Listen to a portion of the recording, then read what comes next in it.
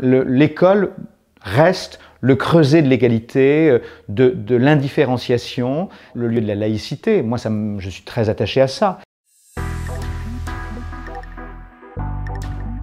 J'ai grandi dans un petit village qui s'appelle Lamérac. J'étais le fils de l'instituteur, donc nous habitions le logement de fonction situé au-dessus de la salle de classe. Mon père, c'était un hussard noir de la République, c'est-à-dire c'était quelqu'un qui croyait beaucoup à son métier, qui l'avait choisi, mais qui en même temps était issu d'un milieu très modeste. Il est le seul dans sa fratrie à avoir eu le bac, à avoir fait des études. Il est devenu instituteur. Il portait haut ces valeurs-là, les valeurs républicaines et les valeurs d'engagement, comme ça, et puis l'idée aussi d'une certaine ascension sociale. Et après, j'ai fait mon chemin tout seul.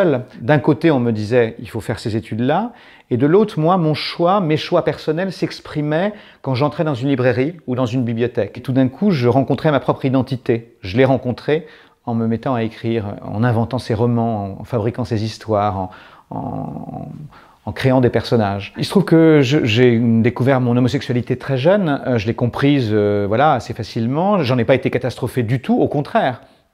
Parce que précisément, elle marquait une différence. Je me disais, au moins, je ne suis pas comme tout le monde, il y a au moins un truc qui déconne, donc ça m'a rassuré. Donc c'est vrai qu'il y a eu au début les moqueries, voilà, les railleries. Plus tard, au collège, au lycée, c'est devenu plus violent, c'est devenu plus assumé, c'est devenu plus tranchant. Ma réponse, moi, c'était d'assumer les choses, c'était de ne pas...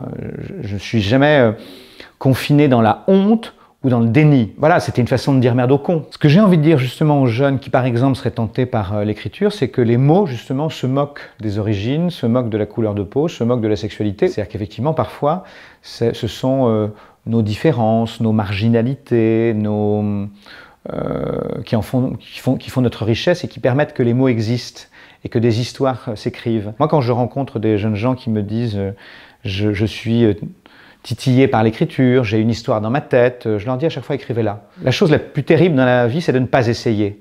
C'est d'être arrêté par ses propres inhibitions ou par le regard des autres, ou par une sorte de pudeur mal placée, ou de qu'est-ce qu'on va penser de moi si. Il ne faut pas se poser la question de ce que vont penser les autres.